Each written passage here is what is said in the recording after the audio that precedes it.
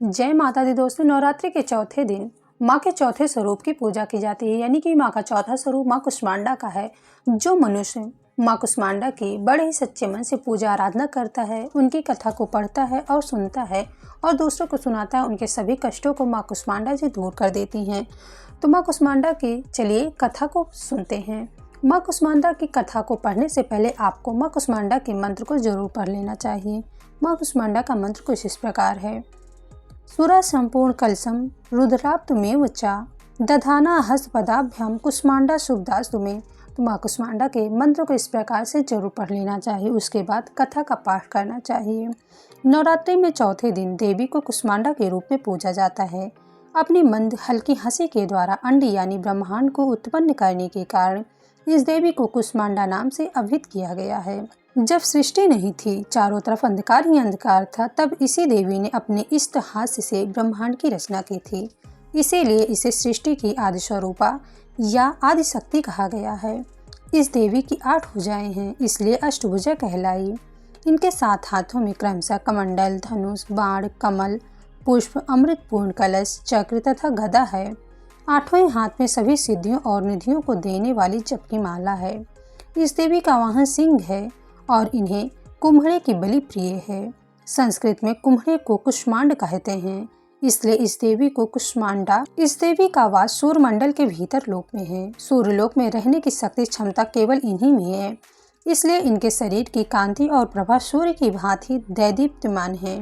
इनके ही तेज से दसों दिशाएं आलोकित हैं। ब्रह्मांड की सभी वस्तुओं और प्राणियों में इन्हीं का तेज व्याप्त है। आज चंचल और पवित्र मन से नवरात्रि के चौथे दिन इस देवी की पूजा आराधना करना चाहिए।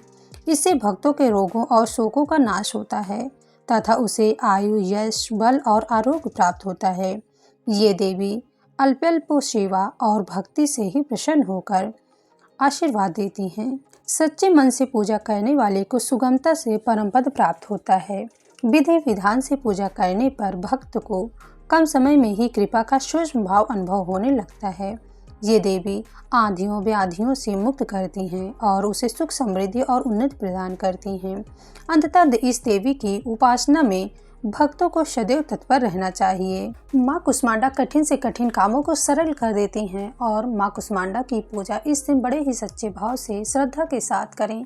कहा जाता है कि माँ कुष्मांडा को लाल गुलाब का फूल बेहद प्रिय है, तो उन्हें लाल गुलाब का फूल जरूर अर्पित करें। इस दिन माँ कुष्मांडा को मालपुए का भोग जरूर लगाएं। मालपुए का भोग लगाने के बाद उसे अपने परिवारजनों के साथ मिल बांट कर ले लें। यदि आप व्रत नहीं रह रहे हैं तो आप भी ले सकती हैं।